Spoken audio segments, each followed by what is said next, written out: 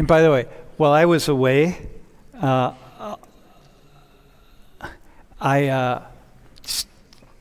was reading something, and then I had this thought about teaching, and I was thinking about why it is that feel so much unease when I come into this room. And I do, right? It may seem like maybe it seems like I do. Maybe you can read it in my body language, but I just have so much unease. And I've been teaching now for almost 40 years, and I hate it. I'm so not a fan of it. I hate it. Hang on, that's too strong. I just feel really uneasy about it. And so I don't know, I saw this. I was sitting in this little hotel on the New Mexico border with Mexico. And I just kind of came upon something, and I thought of this. And it's just like, it's so insane to think that I have anything to say that would be valuable to anybody but me. And it's just, I really dislike it. I dislike telling people any sense at which I would be telling people what to think or how to think. And what I guess in a way what I would want you to know is that in large part, I'm really just talking to myself when I'm in here. And because I don't believe that I have anything of value for anybody else but myself. So, so I don't know, keep that in mind, I guess. Or don't, whatever, do or don't, whatever. Okay, let's do the quiz. And let's make this happen.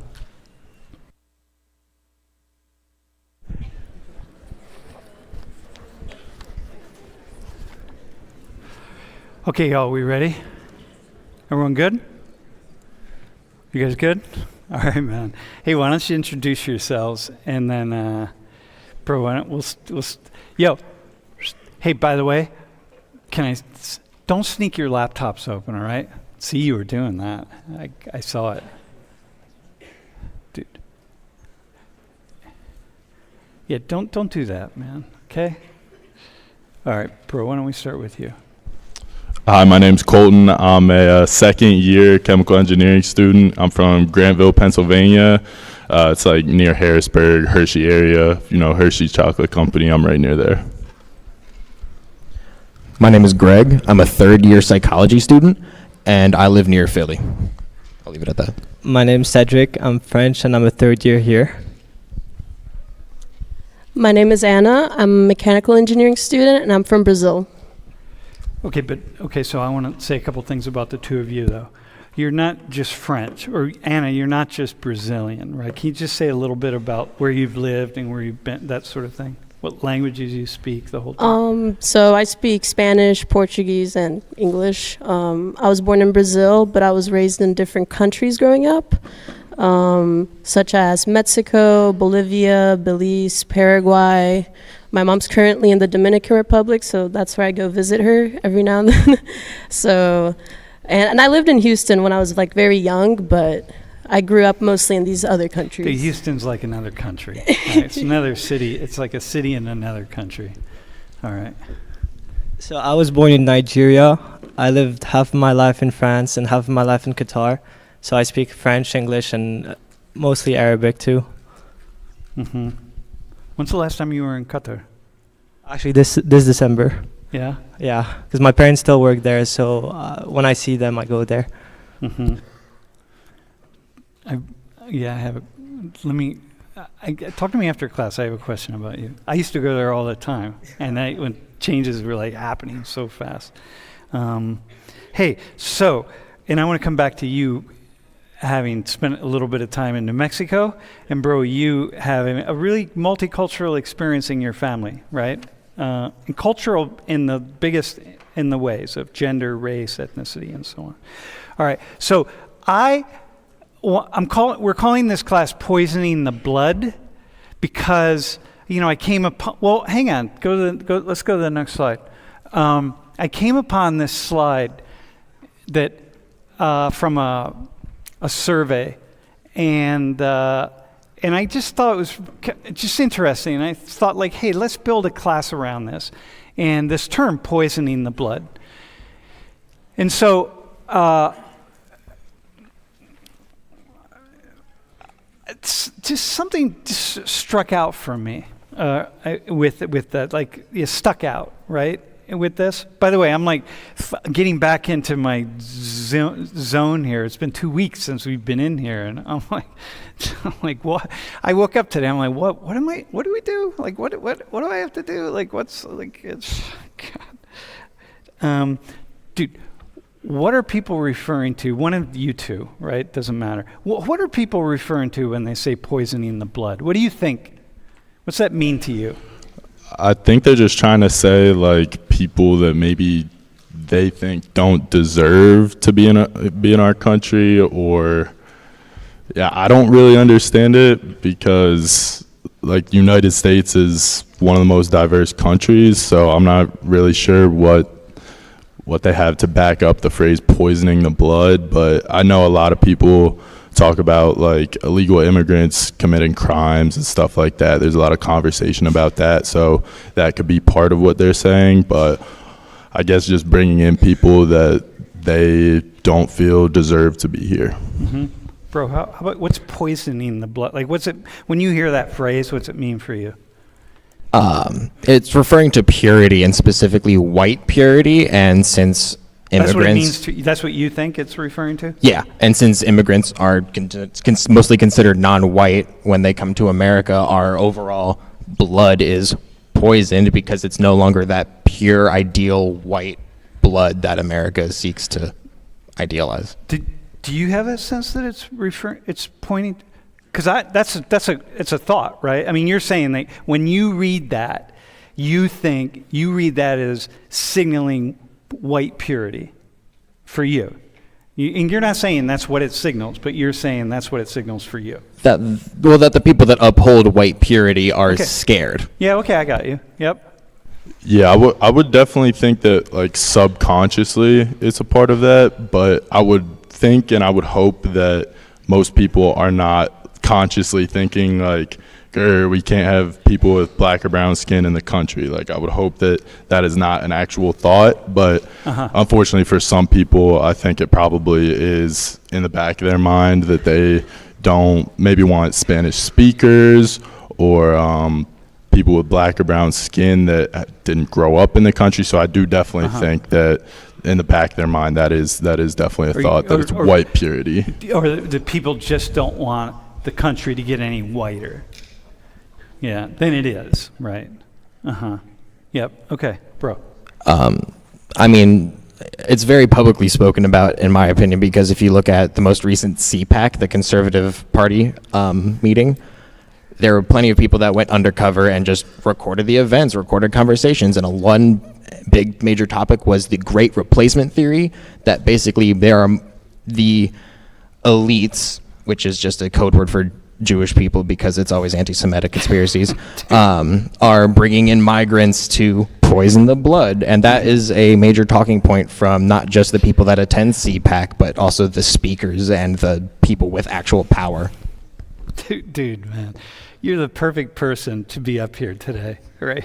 Like, I just guffawed when you said that. All right. I don't know why I guffawed. I think I guffawed because you're the perfect person to be up here, man. What do you guys think of what's poisoning the blood mean for the two of you?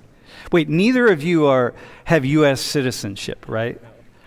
But you have citizenship in just France for you, right? Even though you spent a lot of time in Qatar and you were born in Nigeria, can you get citizenship? I can get for Nigeria. I can. No, hey, talk in there.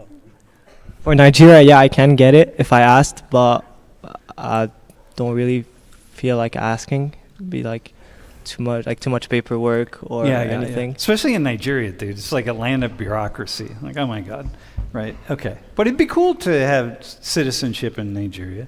Yeah, for sure. But it is a lot of paperwork. Yeah. So what's poisoning the blood mean for you? I guess like he said, maybe ruining the culture.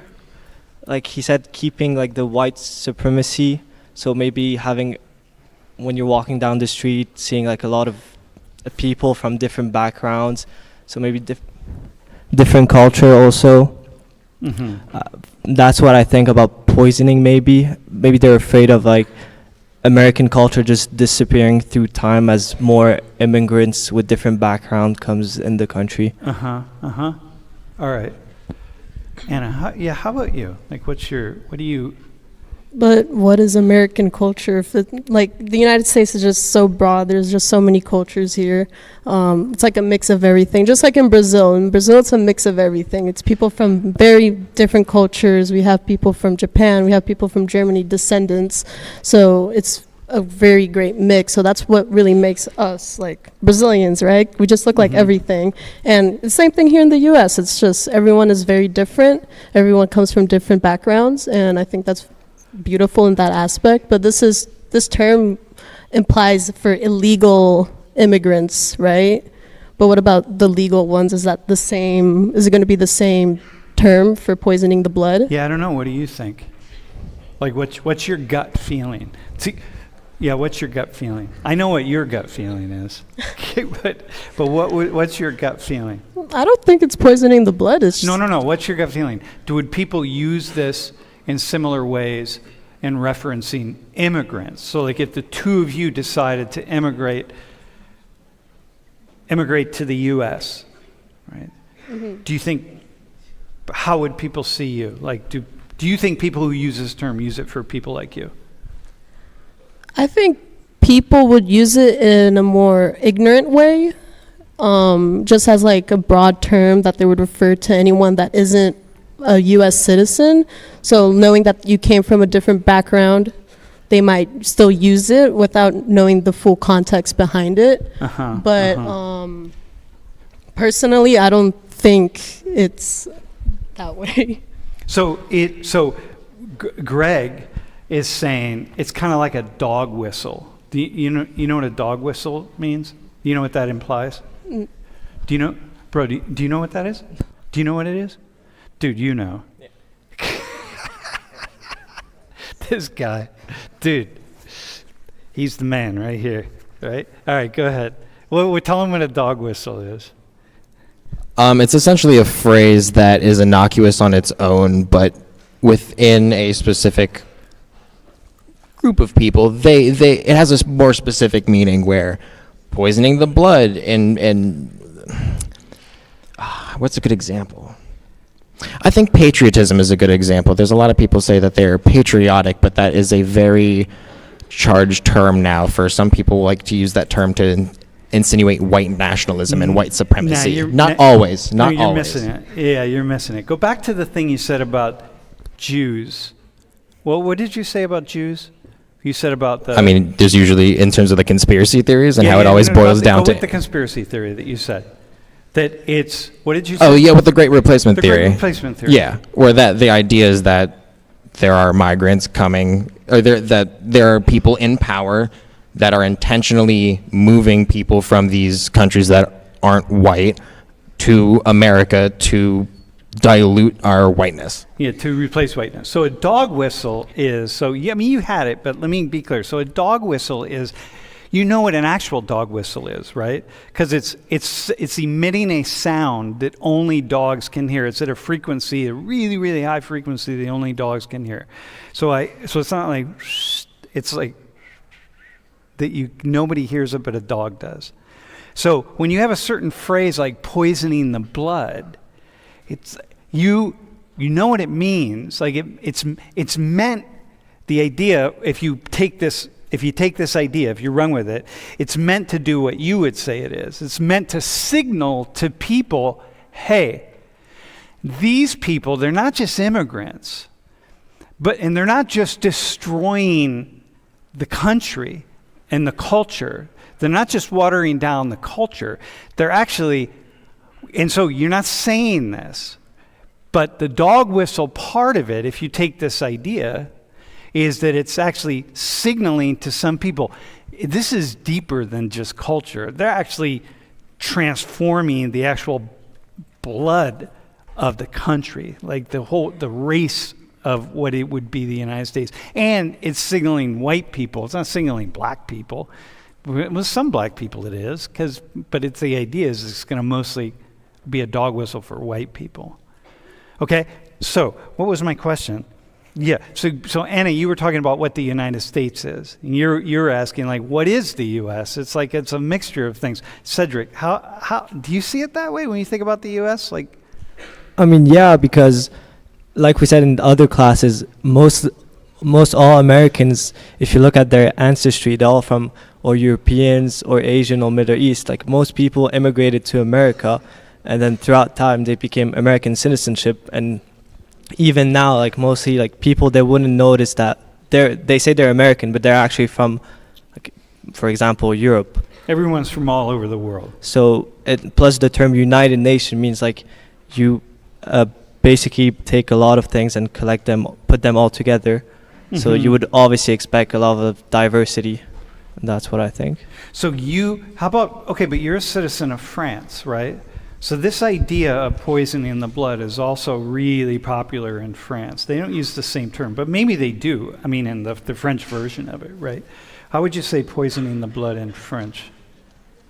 To be honest, I'd never heard that term, even in France. It's mostly like people who, there's obviously some extreme people that say, yeah, immigrants are going to ruin the country, or they're the people that will like do all the trouble, which is like completely false in my opinion.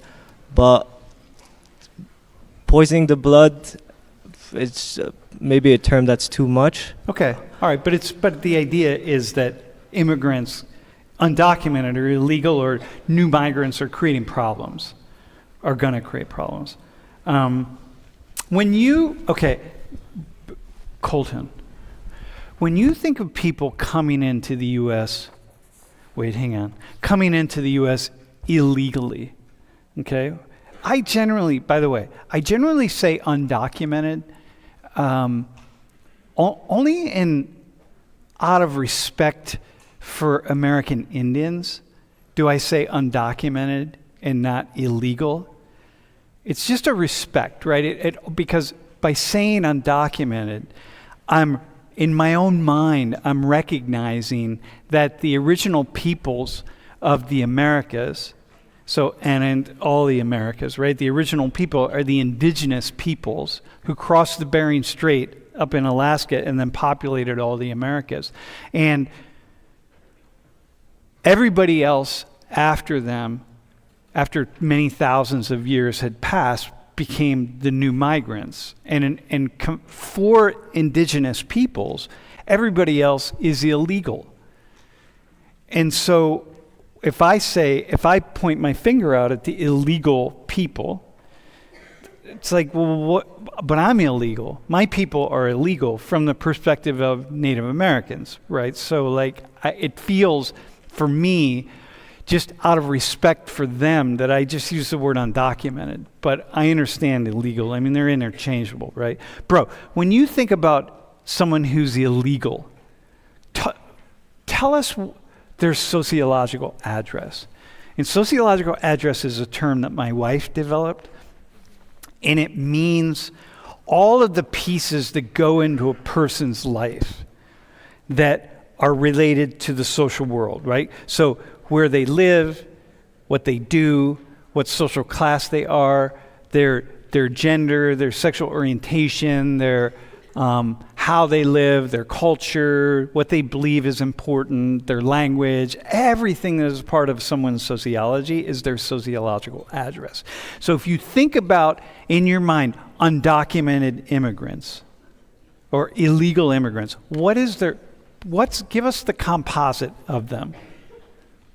Just for you, not for out there, like just for you. Mm-hmm. What do you think of? Well, I would say that probably most undocumented people that are coming into the United States, I would have to assume that most of them come from pretty bad places most of the time. I think there's some people that are fortunate enough to not have that, and I think those are, in general, the legal immigrants.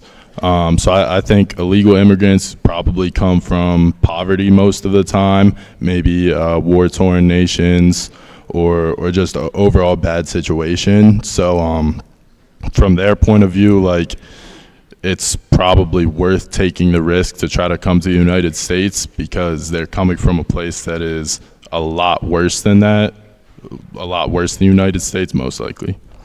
And when you think about undocumented or illegal immigrants and people who immigrate here legally, like following all the procedures that are in place. I mean, there are many procedures, right? It's really complicated. So it's like every country has its own thing. But the one thing that makes them all the same is that it's fairly complicated. So whether it's Nigeria or the US or anywhere, right? When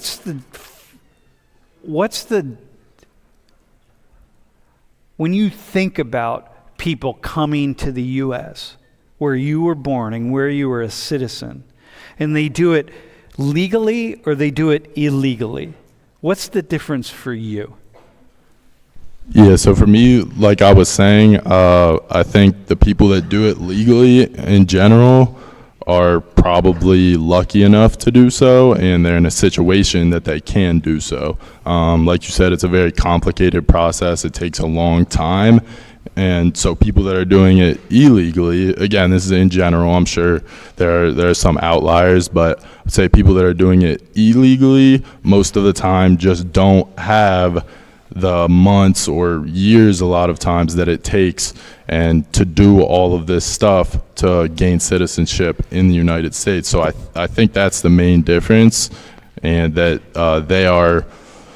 they consider it a positive risk to try to get in illegally. All right, so how about for you, though? Like okay, that's good. I like that. Thanks, man. How about for you? Like, to what degree are you more open toward one group than another group, let's say, or more closed toward one group or another, or suspicious or suspect or something? Yeah, so I would say I definitely have like a lot of respect for people that do it legally, definitely, because it is a long process. It is a complicated process. So me personally, I have a lot of respect for that.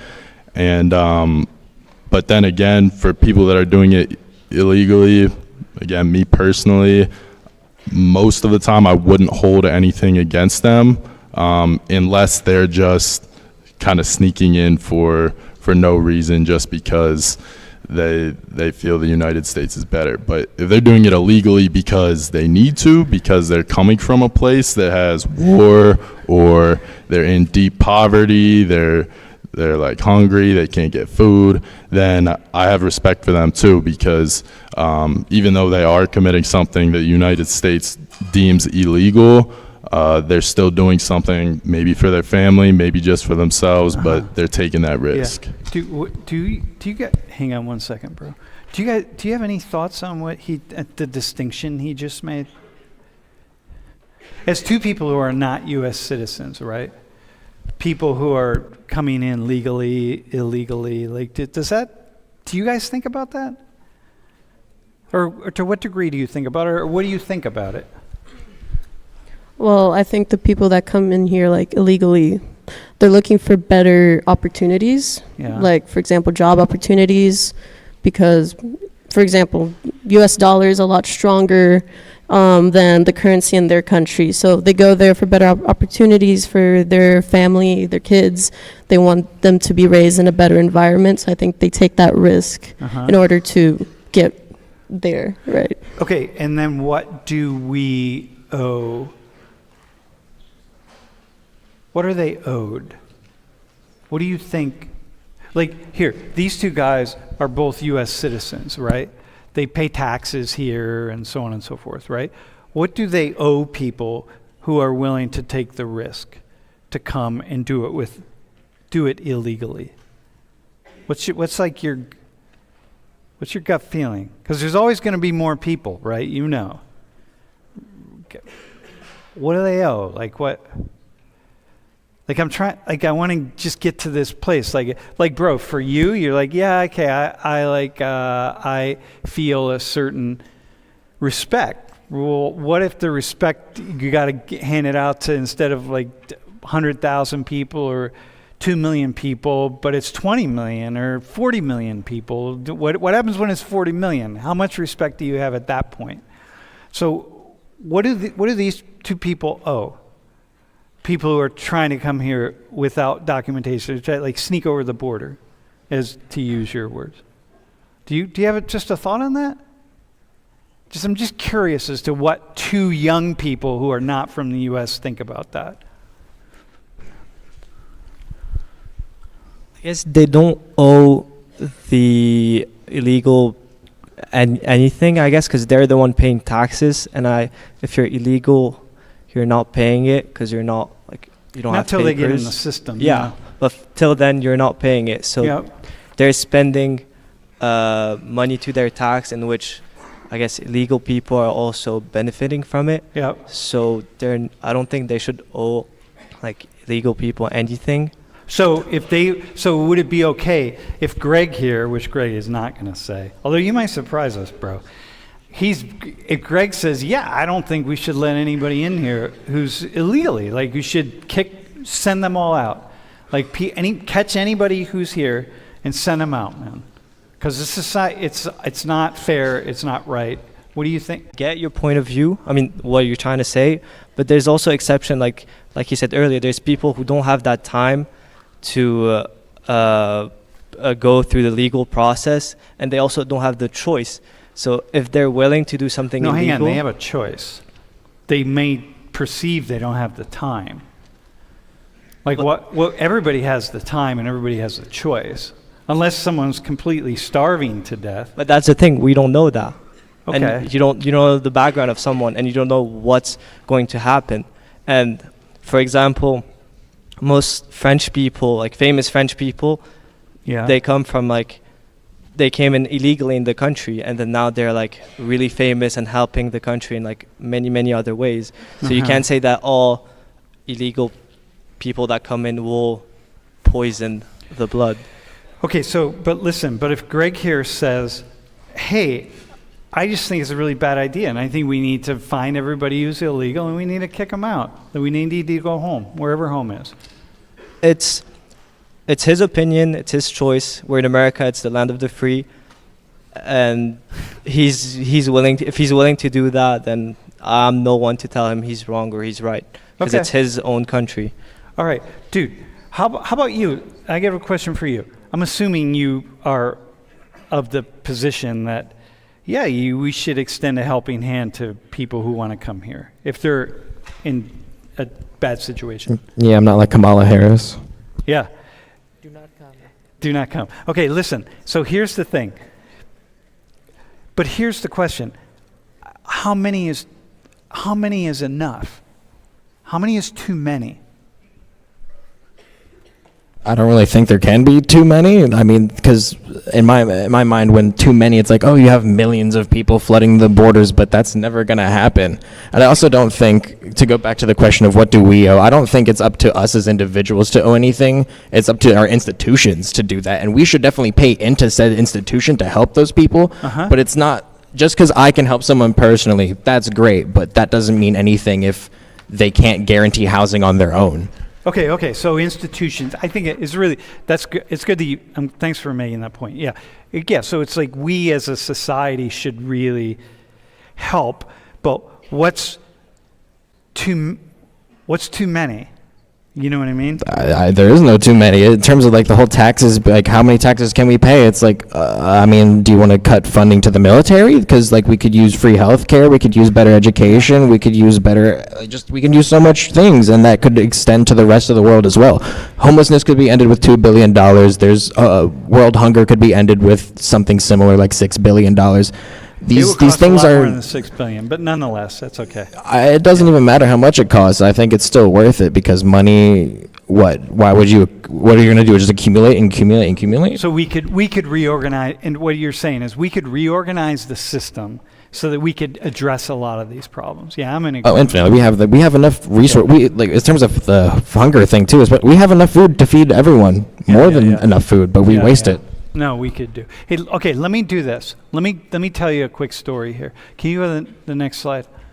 So this guy, Jose Manuel, okay, I met him. That's the two of us were sitting last week having a conversation about his life, okay? So you mentioned Kamala Harris.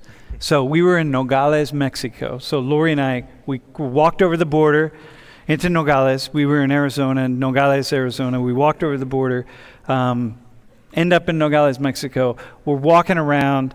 We meet Jose Manuel. And he says, hey, can you guys help me?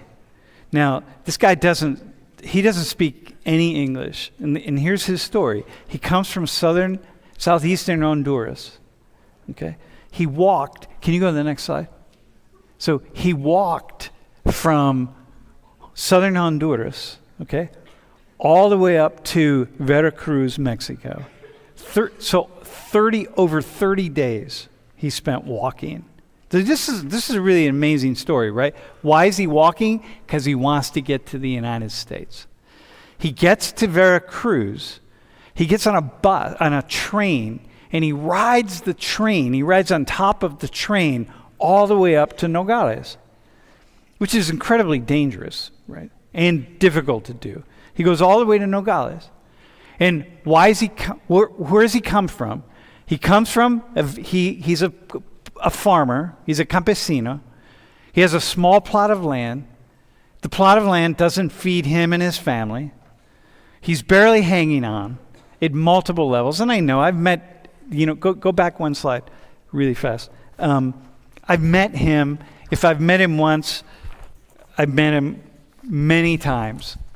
Somebody like Jose Manuel. Okay, go forward. So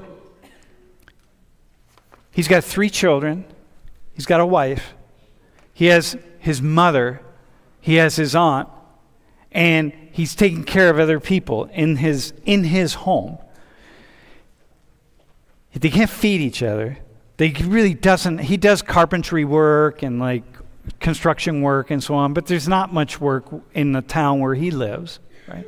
So word is out that, listen, go to the United States, because people in Honduras, many people he knows, his whole life he's watched people go to the United States and cross the border, mostly without documents, and then send money back home. And when they send money back home, people do quite well. You know this, right? You've seen it. And people do much better. So he's like, I got to go because we're starving. And his children are begging him not to go because they don't want to lose their father. Their ages are, I forget, I think they were 7, 9, and 13. They don't want him to go, but he's like, he has to go, and he goes. And they finally say, okay, it just became a thing. So he takes off. He has no money, right? He has no money. What little bit of money he was able to take with him was the money that he needs, that the family needs. So he has just basically you could say no money. He has no phone. He doesn't have a phone. Didn't even have a flip phone. He has no phone numbers of anybody to call once he gets to the border to call over into the United States, because he doesn't know anybody. He has nothing. He just gets to the border. He has no food. Someone gave him a little bag of tortillas, right? And so I'm like, dude, okay, so we gave him some money for some food, right? Now, he needs to make the claim for asylum, because in the United States, because word went out throughout countries in many places in the world that, hey, if you get to the United States, you can apply for asylum. And once you apply for asylum on the basis of, not economic hardship, but if you can apply for asylum on the basis of your life is in danger in some way. So many Venezolanos, many Venezuelans who can say that they're against the Maduro government in Venezuela, many people who can make the claim that they are being tracked by narco traffickers, either like in El Salvador or Guatemala or Honduras or wherever, right? Or in Colombia. Many people making various claims, because you don't know once you get to the border, right? You can say like, yeah, my life is in danger, and so I need asylum. And so what happened in the United States, Trump said, like, no, absolutely not. We're going to put you in jail. In fact, we're going to separate children and their parents or whatever. We're sending you back wherever you came from. You're not coming in, and we're not going to process your asylum papers unless we are really certain that you need asylum and you're not an economic migrant. So somebody like him, I said, so listen, what's the basis upon which you're asking for asylum? And he said, because my life's in danger. I'm like, okay, I don't know his life's in danger or not in danger. I have no idea, right? But here he is. So Kamala Harris says, dude, stop coming. In my estimation with him, I was saying, bro, like, but how are you going to get in? You don't even have the money that you need to apply for asylum. Like, you need $50 to even apply for asylum. You have nothing. You have nothing. And he made this journey, a very dangerous journey, all the way to get to this spot where he's talking to this gringo sitting on a wall, being recorded by my wife, right? And saying, like, what's going on here? Like, what is this, right? And so Kamala Harris' idea is like, or many other people's like, stop coming, stop making that trip. Come on, like at some point, like this is a really bad idea. If we go back to him, I look at, go back one, yeah. I look at him, dude, I know this guy, right? I mean, I'm sure he's a really nice guy. Like I talked to him long enough that I really could feel him, right? Like he's a good human who is trying to do something for his family. Okay? So now, but there's so many more good humans like him. And like, what do you do? So my question to you, what would you say? What would you say to him? So you're sitting there with me, right? This guy, he has no way, he can't survive on the border. He can't get across the border. He's traveled, shit, man, like 2,000 miles, dude, a dangerous journey. He can't get across the border. He can't stay there. What do you say to him? What can I say? What am I going to do? I'm just a person looking at someone that just is risking their entire life and idea of livelihood just so they can make their family exist and themselves exist. I'm not going to say anything. That's on them. And that's not on them, but like I'm not going to what can I say at that point? It would be that's What do you think I should have said to him? What would you want me to have said to him? Dude, I have the money. Give him some. Dude, I have the money. I have, if class was in session, we could have done a Venmo, a Cash App thing. We could have raised money. We could have changed this guy's life forever. And just like that, right? I have the money. I could have done it. You have anyone up here, you all have enough money. You could have radically changed his life. But behind him is someone else, and someone else, and someone else, and someone else. Yeah, that doesn't change the root cause of why there are people coming in the first place, and that's because their material conditions are already so poor. Because, I mean, you named Colombia and Venezuela, two countries that our U.S. government has gone in and meddled with their... his country, and Honduras, dude, Honduras. Okay, well, you can still look at Venezuela and Colombia as well, like the amount of people that got killed because of us and the amount of fascist institutions that got put in place. Okay, but that doesn't change anything. Yes, it does. No, hang on. No, you're right on that. That's a thing that many Americans don't think about. Like, dudes, here, can I just put into words what you just said? Y'all, right? If you study the history, these countries that are sending this, from which so many people are coming to try to sneak in to the United States because they're trying to survive. If you study Latin American history, we've meddled the U.S. has a great deal of responsibility for why his country is so poor. We have a great deal of responsibility, a huge amount of responsibility.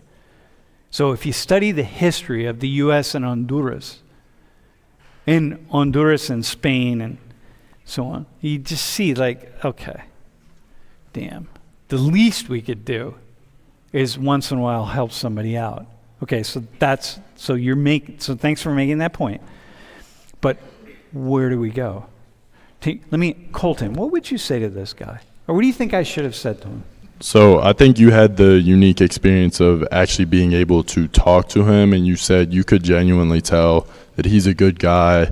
I assume you believe his whole story, that he did have a family back home, and obviously he is risking his life. So he thinks at the very least that even though it is a bad idea, as Kamala Harris said, his life back there and his family's life back there was even worse. So I think that I would have tried to help him.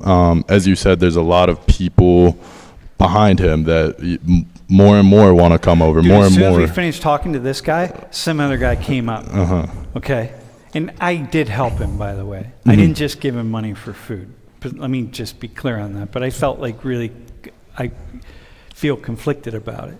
I mean, I'm involved in lots of organizations and lots of things all over the world. But I did with this guy. Yeah.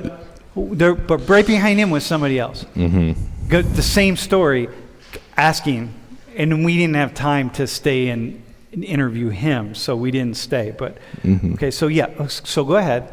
Well, so yes. what do we say to him then? So I would say to him, I have a lot of respect to you, for you, and you deserve my help. Like, I grew up in the United States. That was just by luck. I didn't get myself here. I didn't do anything. I didn't work hard to get here. Yeah. So why should this guy who did work hard to just get to the border, like he worked really hard just to get to the border. I didn't work at all. He worked harder to get to the United States than any of the three of us did, than you guys either. Like, what'd you guys? You took a plane over here. You know what I mean? He worked harder to get here than any of us did, actually, if you think about it. But hang on, but that doesn't help. It's like, whoa, I have respect. So, Jose Manuel, I have respect for you. Like, whoa, okay, but that doesn't do anything. Like, what do we do? Right? What's the difference between I have respect for you or Donald Trump saying, go home. Like, go home, man. Like, Jose Manuel, you need to go home because it's not just you, it's you and you and you and you and so many tens and hundreds of thousands of other people and millions of other people. It's like you really need to just stop and go home. And what's the difference between Donald Trump saying it and Kamala Harris? It's like, dude, go home. And essentially what I was saying to him was a version of that. Like, dude, when you here, I'm going to give you a little help because we met and it's good. I'm going to give you a little help to give it a try. But if it doesn't work, you really need to go home. Right. So, like, how's that different than, I don't know, Donald Trump?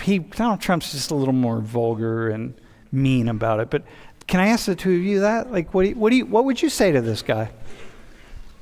Why the U.S.? Huh? What's that? Why the U.S.? Yeah. Well, there's really nowhere else that he would. Why not another country? Like he could go to, if you think about Honduras, yeah, he might end up staying in Mexico. Stay in Mexico. Mexico's doing. Or other countries nearby, like Belize, somewhat in Central America. Yeah, Belize would be hard.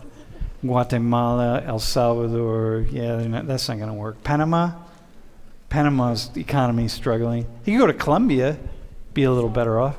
But okay, so you'd say, why the U.S.? Cedric, how about you? What do you think I should have said to him? Maybe try to find like a place where, because you told me he speaks Spanish. Yeah. So maybe try to find a place that only people speak Spanish, and then he can. He was there. He was in Mexico. But like, then find a job or find something he would be comfortable with to reach that level where he can finally go to the U.S. legally. And He's never going to get to the U.S. legally, dude. There's no way. Dude, go back to time-wise. This guy could apply for a work permit in the United States. He could apply, and his great-great-grandchild might actually get accepted because of his application. There's zero chance that he's going to get to the U.S. unless he comes here illegally. But the thing is, I kind of want to say you don't know that, because if you, for example, one thing I would give him is maybe knowledge, like information that could actually help him reach the US, or something that would help him find a stable job in Mexico or wherever he wants to be. Well, he was in a way at reaching the U.S., right? He needed $50 to apply for his asylum paperwork. And if he applies for his asylum paperwork right now, because of the policies of the Biden administration as they're laid out, it's a 50-50 proposition that if he gets his paperwork submitted, which is going to be difficult for him because he didn't give me any indication that he could read or write. Okay? But that's why, like, find out more about what he as a person is, and then just try and not, because giving money is nice and everything, but it's like saying if a poor man asks me for a fish, I'd rather teach him how to fish itself, like catch a fish, and just give him once. Okay, but listen, go back to my shoes. I'm talking to him. I'm like, I can completely change this guy's life. Okay? But right behind him is somebody else. That's it, yeah. And right behind him were other people. There was a whole line of people that, we walked by and talked to a few people, right? So, like, I could still be down there teaching people how to fish, but I had to come up here and try to teach you all how to fish, even though I don't believe in teaching. Like, that giving him money will you said you gave him money, and then other people right after him came.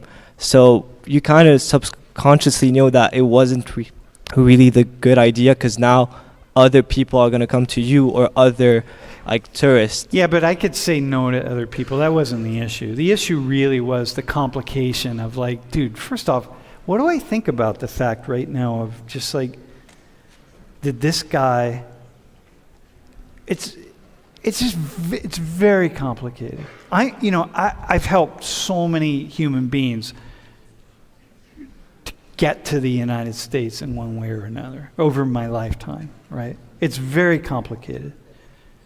Are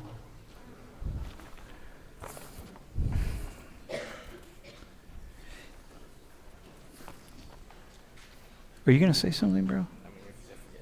Dude, go for it. All right. I just feel like that question's improperly framed, because you're asking what as one individual can do about a systemic issue. And they're even coming based on a lie, the whole American dream that they're going to come and get a great job and be able to feed their family.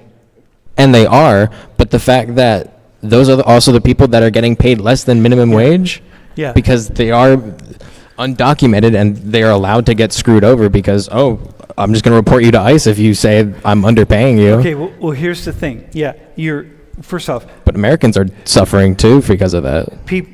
Exactly. So here we go. Now you've opened up a can of worms, right? Capitalism. So, no, listen though. You have people who are undocumented. Then let's say he comes in, or other people come in, and they undercut other people's wages, right? And there are a lot of people who are really struggling to make living wages here. And so first off, you say he's going to get a good job. He might get an okay job, but it's going to struggle. Better than his area, but it's still not great. Better than where he was. And by American standards, it's still not great. Yeah. But given where I'm certain when his little terreno, his little plot of land looked like in his house, I am absolutely certain that he would be better off. But the issue is, we're in a real conundrum, are we not? Right now, with the fact that so many people like him in different parts of the world, but especially in Latin America, but other parts of the world who then go to Latin America, like Chinese. There are so many Chinese immigrants that find their way to Ecuador because Chinese can get to Ecuador without a visa. And then once you get to Ecuador without a visa and you have enough money, then you go north to get to the border of the United States. So what we see, when I was leaving Mexico, as I'm walking out, here's this big line of people. and who are waiting to have their paperwork processed. And you know the people like him versus the other people who are applying for asylum, because they're all standing in line like this with their folder and their papers. And their papers are everything for them, right? So there's a big line of people, and there are people with their papers. And I know, like, those are the asylum seekers, okay? So in that lineup are, as we were leaving Nogales, there are Africans, there are Haitians, Africans who went to South America, like including, in different countries. I think Africans go to Peru, different places in Africa, right? You go to different countries, but it's mostly West Africans, right? So Nigerians, Ghanaians, and so on, are going to Peru.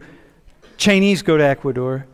And so in this lineup of watching people, you have Africans, you have Haitians, you have Chinese, there are Vietnamese, then you have people from all over South America. And the line, it's just going to never stop. It's going to never stop. It's just going to keep going. So then the question becomes like, okay, what? Do what then? Yeah, so it's a fine line, and honestly, like, I know we've talked about how hard immigration is, but as you're kind of getting to, it needs to be at least a little bit hard, or else everybody will just pour into the United States. So there's kind of a fine line, because you can't make it too hard, because then we're going to have more and more people like Jose that just continue to suffer where they are. Uh-huh. But you can't make it too easy to get into the country, because then everybody would just walk into the country and will be facing a lot of the problems you mentioned. Okay, so here, I want to respond to the everybody. I think you're using that euphemistically, but I actually want to put a number to that.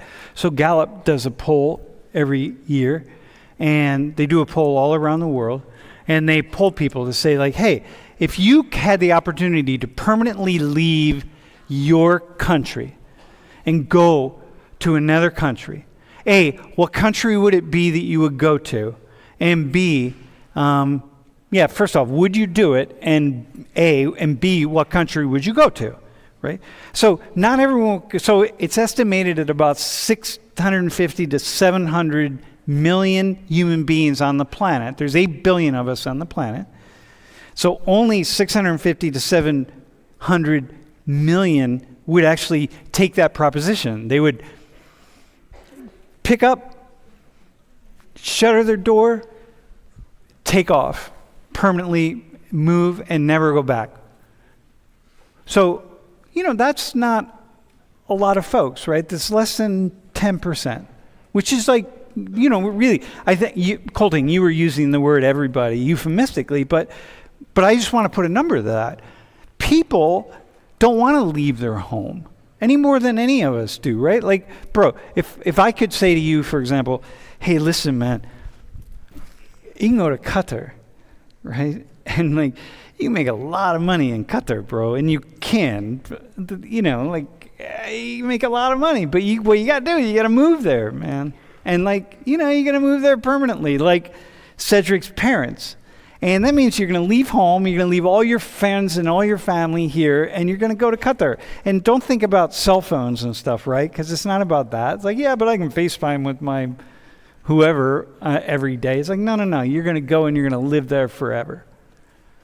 Would you go? Yeah, I definitely would not go. Yeah, most people, would not go. most people, regardless of who they are, they don't want to go, man. They don't want to leave. It's their culture. It's their life. It's cool. You think about it, to go, like the two of you, right? You're traveling all over the world, really. You're living in different places. You're like living your best life because you're experiencing all these different worlds. But most people don't want to do that. And of all the people who say, like, yeah, I would leave my home country and I would go somewhere else, on average, 130 to 140 million of them would come to the United States.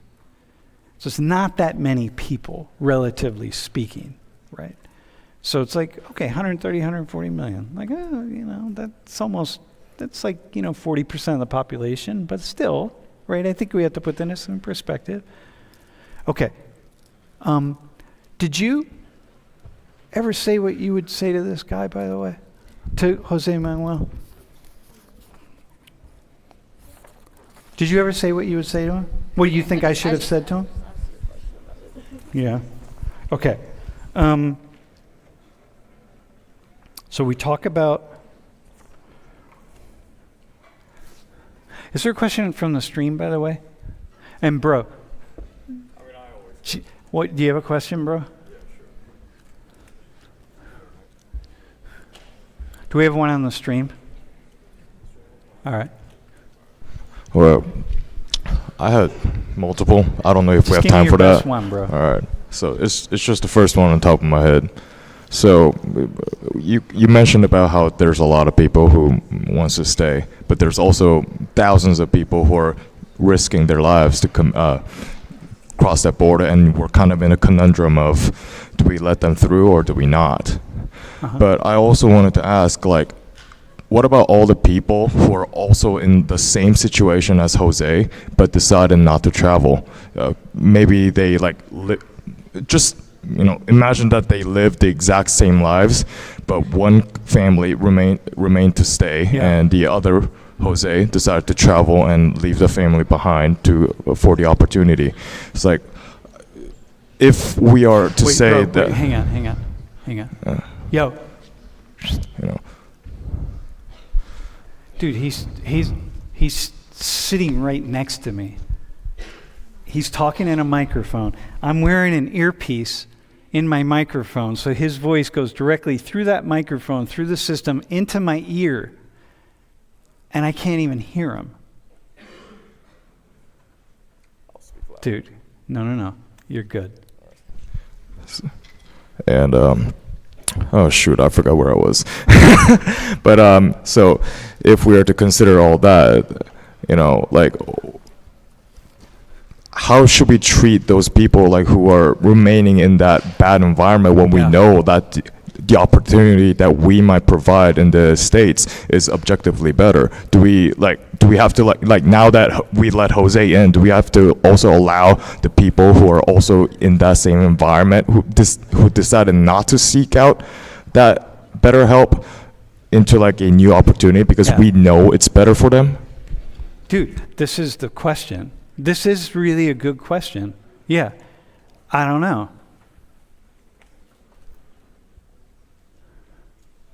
Yeah, it's kind of like how I was saying, there's like a fine line. Everybody that is in his situation or in any other dangerous situation, or they're in poverty, whatever it may be, they have to make the decision. Do they want to make a lengthy trip up to the border and try to get in, or do they want to stay? So that's kind of what I was saying. Some of them are going to listen to Donald Trump and Kamala Harris, and some of them are not going to listen and come up. But if we say, hey, everybody come up, everybody will make that trip. Well, here. All 130 million or whatever. Okay, listen, man.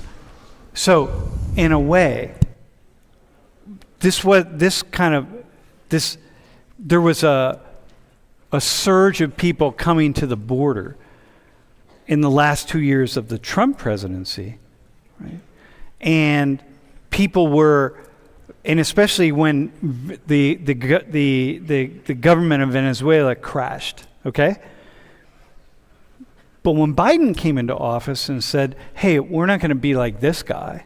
It's like, if you come up here and you ask for asylum, like, we're gonna give you asylum. Word goes out to lots of people like Jose Manuel to say, like, oh, okay, here we go. He doesn't have internet in his house. He doesn't have a smartphone.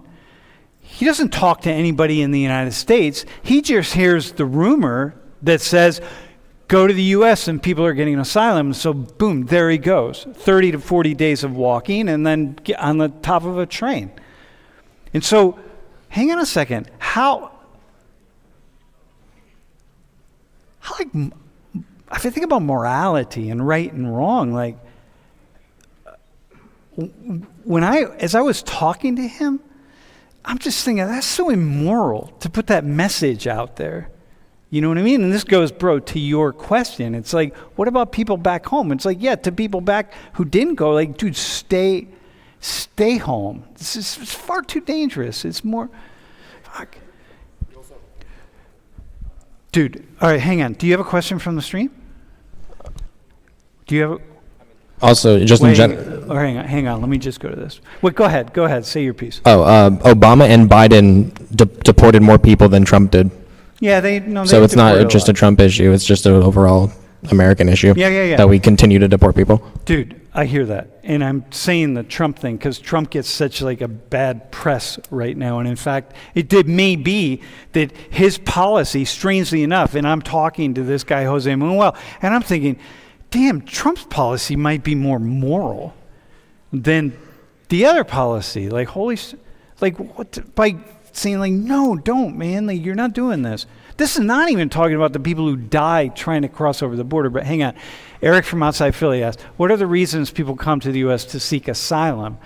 Well, the qualifications that are needed is that your life has to be political asylum in some way. And political asylum could be social asylum, could be that, you're being persecuted. Your life is in danger because of your beliefs or because of who you are or what you are. So you could be gay or lesbian, you could be you're being persecuted because you're Christian or Jewish or Muslim or something like that, but your life has to be in danger. Those are the qualifications. And if it's just economic asylum, which is the case for many people, most probably at this stage of people who are trying to get asylum, it's like, but you got to determine that. Then we don't give economic asylum. Is there another one? Nidhi, do you have another question? That's it? Okay. Yeah, go ahead. Hi. I just wanted to this is actually wanted to point out this one thing. So I don't think it is not just a problem within the US-Mexico border, but it's also a problem in the US-Canada border as well. Mm-hmm. I saw this news on the internet about how some people actually choose to go to Canada after crossing US-Canada border. Like some people actually go to either Vancouver, Toronto, Calgary, and then to cross over to the U.S. because some people actually believe that the U.S.-Canada border is less stricter than the U.S.-Mexico border, and and some people actually want to go to Canada because Canada actually accepts more immigrants than the U.S. So what do you really think of people coming into Canada through the U.S. or people going to Canada through U.S.-Canada? Yeah. Build a wall. Canada doesn't in absolute numbers, but per capita wise, yeah. No, this is a good point. Thanks. This is actually an issue all over the world. It's an issue in France. It's an issue in Brazil. It's an issue everywhere. That people are this issue of immigration and trying to work it out, and people's overstaying their visas. In Korea right now, people get work visas and study visas, and then they overstay the visas, right? Everywhere. In China, everywhere you go, it doesn't matter. It's a real struggle, man. And also for some illegal immigrants, some people believe that marriage is also their option to stay. Yeah. So they would try to do a fake same-sex marriage, or because in the U.S. currently same-sex marriage is legal, so some of the illegal immigrants try to marry their same-sex friends to get a visa or green card. So I do want to respond. Wait, let me respond to that really fast. Yes, you are right, and knowing many people who have done that. And for real, it's actually pretty difficult. You really gotta be together, man. The people are really tight. You gotta really be a couple. You can scam it, but it's very hard. Hang on. Do you have any final comment? By the way, what have you learned from this conversation, Anna, the Brazilian? No, I just think it's just very unfortunate that these people have to just travel all the way to the border just to find out that's more hard of a process than it is. There's just a lot of like misinformation, I feel like, a lot of because of the rumors and anything that's like spreading around, like people they know, like, hey, you go to the US, you're going to find a lot of great opportunities. And then they embark on this journey, like they lose a lot of money, they might lose a lot of people along the way, and it's just sad to me to see that they just go through that process to not get what they want. Yeah, and let me clarify, lose a lot of people is actually die. Yeah, like we find bodies in the desert every single day. Yeah. Dude, do you have a final statement? And then we're going to do the quiz. Final summary statement? I mean, yeah, it's always like sad to see, like you just said, people dying in the desert. But then at some point, where do you say no? When do you say yes? Yeah. It's always like a very hard question, and you never know what could happen. But dude, it's awesome. In every country, the immigration problem, and it's a solution we'll probably never answer. Yeah, we are a species that moves around. All right, man. Thanks, y'all.